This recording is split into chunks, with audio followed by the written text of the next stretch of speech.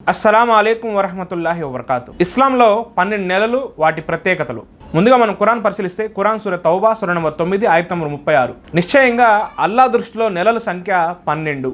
సంవత్సరానికి మనకి 12 నెలలు ఉంటాయి. మనం వాటిని ఎలాంటి పేర్లతో పిలుస్తాం, వాటి యొక్క ప్రత్యేకతల గురించి ఈరోజు తెలుసుకుందాం. మొదటిది ముహర్రం. ముహర్రం అనేది హిజ్రీ సంవత్సరానికి మొదటి నెల. ఈ నెలలో అషుర అంటే 10వ తేదీ ఉపవాసం ఉండడం సున్నత్.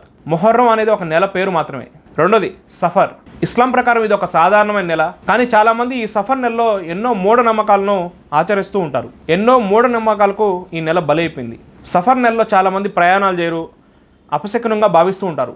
వాస్తవానికి ఇలా చేయడం అనేది తప్పు. సఫర్ నెలలో చేసే మూఢనమ్మకాలకి ఇస్లాంకి ఎలాంటి సంబంధం లేదు. మూడోది రబీవుల్ అవల్. ప్రవక్త ముహమ్మద్ సల్లల్లాహు అలైహి వసల్లం వారు రబీవుల్ అవల్ నెలలోనే జన్మించారు. అంటే ఈ నెలలోనే ప్రవక్త వారి యొక్క జననం జరిగింది. ఇది ఈ నెల యొక్క ప్రత్యేకత. నాలుగోది రబీఉస్ సాని. ఇది ఒక సాధారణమైన నెల, ప్రత్యేకమైన ఆరాధనలు ఏమీ లేవు. అంటే మనం రెగ్యులర్గా నమాజ్ చదువుకోవడం, ఖురాన్ చదవడం ఇవైతే కామన్. ఐదోది జుమాదుల్ ఊలా. మనం చరిత్రను పరిశీలిస్తే ఆ కాలంలో ఎక్కువగా ఈ నెలలోనే యుద్ధాలు జరిగాయి. ఇది కూడా ఒక సాధారణమైన నెల. ఆరోది జుమాదుల్ ఉక్రా. కొంతమంది పండితుల ప్రకారం ఈ నెలలోనే ఫాతిమా రజియల్లాహు అన్హా వారు చనిపోయారు. ఏడోది రజబ్. 4 పవిత్ర నెలల్లో ఇదొకటి. ఈ నెలలోనే ప్రవక్త వారి యొక్క మేరాజ్ యాత్ర జరిగినట్లు కొంతమంది అభిప్రాయం. ఎనిమిదోది షాబాన్. ఇది రంజాన్ కంటే ముందు వచ్చే నెల. ప్రవక్త ముహమ్మద్ వారు ఈ నెలలో ఎక్కువగా ఉపవాసాలు ఉండేవారు. తొమ్మిదోది రంజాన్. రంజాన్ నెలలోనే ఖురాన్ అవతరించింది. రంజాన్ నెలలో మనం 30 రోజులు ఉపవాసాలు ఉంటాం. లైలతుల్ కదర్ అనేది ఈ నెలలోనే వస్తుంది, అంటే 1000 నెలల కంటే శ్రేష్టమైనది. 10ఓది షవ్వాల్. రంజాన్ తర్వాత వచ్చే నెల. షవ్వాల్లో 6 రోజులు ఉపవాసం ఉంటే 1 సంవత్సరం ఉపవాసం ఉన్నదాంతో సమానం. 11ఓది జుల్కాయిదా. ఇది కూడా 4 పవిత్ర నెలల్లో ఒకటి. ఈ నెలలోనే హజ్జు ప్రయాణాలు ప్రారంభమవుతూ ఉంటాయి. 12ఓది జుల్ హిజ్జా. ఇది చివరి పవిత్ర నెల మరియు హజ్ నెల. ఈ నెలలో 1 నుండి 10 రోజులు చాలా పవిత్రమైనవి. ఈ నెలలోనే అరఫా ఉపవాసం ఉంటాం, అంటే 9వ రోజు. 10వ రోజు ఈదుల్ అధా అంటే కుర్బానీ ఇస్తాం. ఇవి 12 నెలలు. అదేవిధంగా ఇస్లాం ప్రకారం 4 పవిత్ర నెలలు ఉన్నాయి. మొదటిది ముహర్రం, రెండోది రజబ్, మూడోది జుల్ కాయిజా, నాలుగోది జుల్ హిజ్జా. సూర తౌబా సూర నంబర్ 9 ఆయత్ నంబర్ 36 ప్రకారం ఈ 4 నెలలు చాలా పవిత్రమైన నెలలు. ఇవి ఇస్లాం ప్రకారం ఉన్న 12 నెలలు, వాటి యొక్క ప్రత్యేకతలు. ఈ వీడియోని తప్పకుండా లైక్ చేయండి, మీ ఫ్రెండ్స్ మరియు బంధుమిత్రులకు షేర్ చేయండి.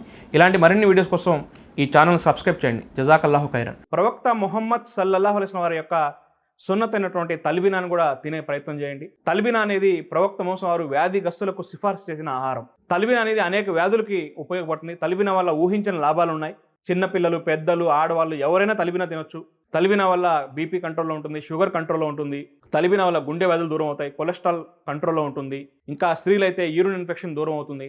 పిల్లలు లావు పెరగకపోయినా, హైట్ పెరగకపోయినా, సరిగా తినకపోయినా తల్బినా తినిపించండి. తల్బినా అనేది న్యాచురల్, ఎలాంటి సైడ్ ఎఫెక్ట్స్ ఉండవు. మా దగ్గర న్యాచురల్ సహజ సిద్ధమైన తల్బినా అనేది అందుబాటులో ఉంది. కావాలంటే ఈ నెంబర్ కాంటాక్ట్ చేయండి. తప్పకుండా తల్బినా ఒక్కసారైనా తినే ప్రయత్నం చేయండి. తర్వాత మీరే ఆర్డర్ చేసి మరీ తెప్పించుకుంటారు. కొరియర్ ఫెసిలిటీ కూడా ఉంది. మరి ఆలస్యం ఎందుకు, వెంటనే ఈ నెంబర్కి కాల్ చేయండి. ఈ భూమి మీద ఉన్న ఒక అద్భుతమైన ఔషధం జంజం నీళ్లు. ప్రవక్త ముహమ్మద్ తెలియజేశారు, జంజం నీరు ఏ ఉద్దేశంతో తాగితే దానికోసం పనిచేస్తుంది. జంజం నీరు వల్ల ఎన్నో వ్యాధులు నయమవుతాయి.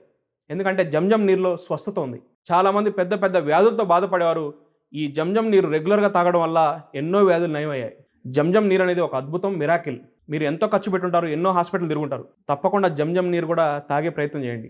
ఒకవేళ మీకు స్వచ్ఛమైన జంజం నీరు కావాలంటే మీ ఇంటి వద్దకే పంపించబడను తక్కువ ధరలో. మీకు స్వచ్ఛమైన జంజం నీరు ఏదైతే మక్కాల్లో లభిస్తుందో అవి కావాలంటే ఈ నెంబర్కి కాల్ చేయండి. ఈ వీడియోని తప్పకుండా మీ బంధుమిత్రులకి, స్నేహితులకి, ఎవరైతే వ్యాధులతో బాధపడుతున్నారో వారికి షేర్ చేయండి. ఇలాంటి మరిన్ని ఇస్లామిక్ వీడియోస్ కోసం నా ఛానల్ సబ్స్క్రైబ్ చేయండి. జజాకల్లాహు ఖైరన్.